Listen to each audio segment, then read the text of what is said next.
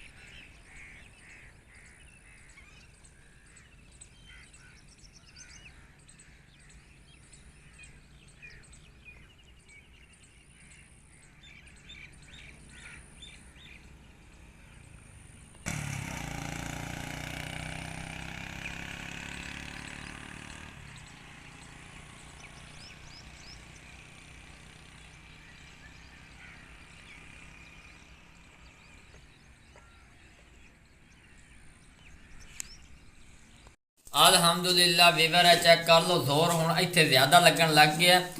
Check कर लो बर्तन खुद ब खुद हिलन लग गया। उनका रीज़न ये कि चीनी जी ना फुल नरमी पकड़ती पई है और यकदम जैक मारना शुरू कर रही है। इंशाल्लाह इन्हों इस तरह असी मेल्ट कर रहे हैं, कोई पानी असी नहीं पाया। जी भी मिक्सिंग है तो सामने पे। इस दौरान तुम साडे चैनल पर पहली बार आए तो जनाब चैनल को सब्सक्राइब ज़रूर कर दें। अल्हम्दुलिल्लाह अल्हम्दुलिल्लाह वीवर अल्लाह के फजल करम और शुक्र के साथ हमारी जो चीनी है वो मेल्ट हो चुकी है जिसको कहते हैं करमलाइज। तो जनाब मुबारक हो, इसको करमलाइज में कोई दिक्कत नहीं आई। अक्सर शीरा लोगों का जल जाता है जिसकी वजह से उनको मुश्किलात का सामना करना पड़ता है। तो जो भी टिप्स एंड ट्रिक्स हैं इसी वीडियो के अंदर दिखा रहे हैं। जब हमारी चीनी थी ना, जब पिघलने के करीब थी, तो हमने इसका फ्लेम बिल्कुल लो टू मीडियम कर दिया। वो फ्लेम भी हम लोग इसी के अंदर आप लोगों को दिखाते हैं। वीवर ये चेक कर लें, लो टू मीडियम पे फ्लेम पे हमारी ये जो ना चीनी कैरमलाइज हो चुकी है। ये आप लोगों के सामने, इसका कोई भी ड्रॉप इसके अंदर वेस्ट नहीं होना चाहिए। ये चेक कर लें वीवर है, चेक कर लो, ये अच्छी तरह मेल्ट हो चुके हैं। ये शीरा साडा कंडीशन थोड़े सामने दी नजर आ गई। अक्सर लोग पूछते हैं कि सर सानू किवें पता लगेगा शीरा तैयार होया कि नहीं होया, कि ये रेवड़ियां के काबिल है कि कोई ना। तो वो जो तरीका वो भी मैं तुम्हें सेच विखाईना। वीवर है चेक कर लो शीरा, हुण मैं टेस्ट करके तुम्हें विखा रहा। ये चेक कर लो, पानी दे विच मैं पाया तुम्हें विखावन कर। ये चेक कर लो, यह जी टुकड़ी विच पई है, ये वेखो, ये तुम्हें विखाना जरूरी है। यह चेक कर लो, रोड़ी बन चुकी, चीनी बिल्कुल करमलाइज हो चुकी है। हुण अगला प्रोजेक्ट जिहड़ा असीं शुरू कर रहे हैं। अलहमदुलिल्लाह वीवर, हुण असीं इहदे विच तिल पा दित्ते ने। यह चेक कर लो, इन्हां तिल्लां नूं हुण असीं अच्छी तरह मिक्सिंग करेंगे इहदे विच। ये वेखो, ये असीं लिखा लिए क्योंकि शीरा साडा फुल तैयार हो चुका है पिया। ये वेखो, इंशाअल्लाह तुहानूं मज़ा आएगा। ये यादगार रेसिपी साबित होएगी। अलहमदुलिल्लाह वीवर, एक चकनी वेलनी रख दी, इहदे उत्ते असीं अच्छी तरह घी की क्रॉसिंग कर दी है। कोटिंग बहुत ही खूबसूरत हुई है। हुण अगला जिहड़ा काम है वो है जिहड़ा असीं बनाया ना, उन्होंने हिस्से सारा चेंजे पे हैं। ये चेक कर लो, बिस्मिल्लाह रहमान रहीम, ये वेख लो।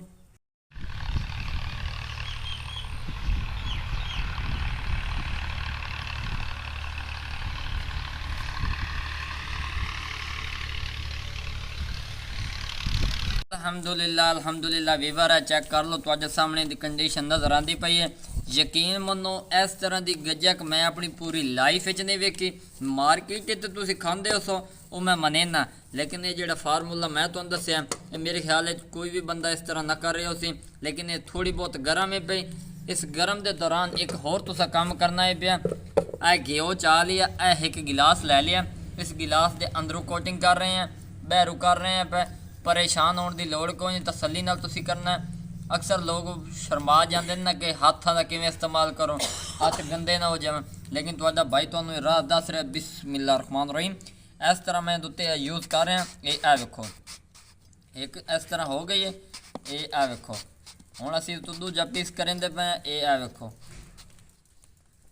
तो माशाअल्लाह सुबहान अल्लाह, मेरे अल्लाह की शान रहमतां बरकतां ते वीवर है, चेक कर लो। अलहमदुलिल्लाह अल्हम्दुलिल्लाह, जिस चीज़ का तुहाडे अगों जिक्र किया उह चीज़ां मैंने तैयार कीतियां। तो फिर तुसीं मैनूं दसो, अगर तुहानूं ये मेरी वीडियो परफेक्ट पसंद आ जाए, मेरे चैनल सबसक्राइब जरूर कर देवे। ए चेक कर लो, आवाज़ सुनिया है, ए चेक कर लो, ये वीवर चेक कर लो, ये चेक कर लो, तुहाडे सामने चा के सटेंदा पे कि त्रुटदी पई है। तो मैनूं साबित करो, मैं 1 लाख इनाम देसा। अलहमदुलिल्लाह मेहनत की है, और जिहड़ी चीज़ां मैं पाइयां ने 100% रियल पाइयां ने, सिर्फ चंद चीज़ों नाल तैयार की। तजर्बा होना चाहिए। हुण मैं अग्गे तुहानूं मजीद दस्सना टेस्ट करके बई ये किस तरह होंदी है, किवें बनी है, किवें मामला ने। बिस्मिल्लाह रहमान रहीम।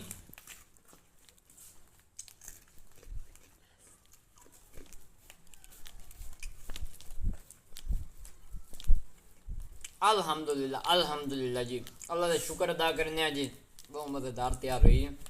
और सब तो अहम गल तुहानूं ये दस देवां, सब तो अहम गल तुहानूं दस देवां, राह दसेंदा पे अग्गा कहन नहीं दसना। तुसीं मेरे चैनल ते आए हो, वीडियो शुरू तो लैके एंड तक वेख ली है। मैं जिहड़ी चीज़ पाई है सिर्फ चंद चीज़ां ही पाई हैं, लेकिन गजक क्रंच पाने वाली तैयार हुई है।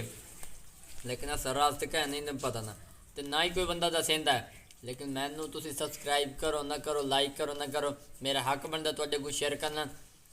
चीनी तुसीं गाढ़ा करना अच्छी तरह, फ्लेम जिले पहले हाई रखना, फिर मीडियम करना है। उस टाइम तुसीं चीनी नूं ना चेक करना है। अगर ये जैक मार जाए चीनी, तो फिर तुसीं फ्लेम बंद करना है। फ्लेम बंद करके दस्ती में तेल पावना, अच्छी तरह मिक्सिंग करनी है। मिक्सिंग करके फिर इनू बहर तुसीं लैके आना। तुसीं घी थोड़ा जिहा ला लैना, गिलास या यूँ चीज़ तो चिकनी वेलनी तो वेल के उत्तों वेलने नाल करना है। जिले तैयार हो जाए मुड़ तू गिलास की मदद नाल गर्म के दौरान ही तुसें इनू करना है, क्यों ये दस्ती जैक मार जाती है। और अलहमदुलिल्लाह मार्केट तो बेहतर टेस्ट है। झूठी तेरे फायदा कोई नहीं, रब ने हर चीज़ कोई ना कोई फायदा रखा है। और मज़े की गल है कि मैनू अज बहुत खुशी है कि मैं जी चीज़ बनाई है मेरे व्यूवरां दे फायदे दिए पे। कमर दर्द हो जाता, जोड़ों दर्द हो जाता है, अक्सर बच्चों के मसाने कमज़ोर हो जाते, तो उन्होंने परफेक्ट चीज़ है। मार्केट जो तेल लो तो घर तैयार करो। और अल्हम्दुलिल्लाह तुहानू ये वीडियो पसंद आएगी। अगर पसंद आ जाए तो एक खूबसूरत सब्सक्राइब लाइक शेयर ज़रूर कर देना। बहुत सारी दुआओं के साथ मोहम्मद बिलाल को इजाज़त दें। अपना ढेर सारा ख्याल रखना। अल्लाह हाफिज़।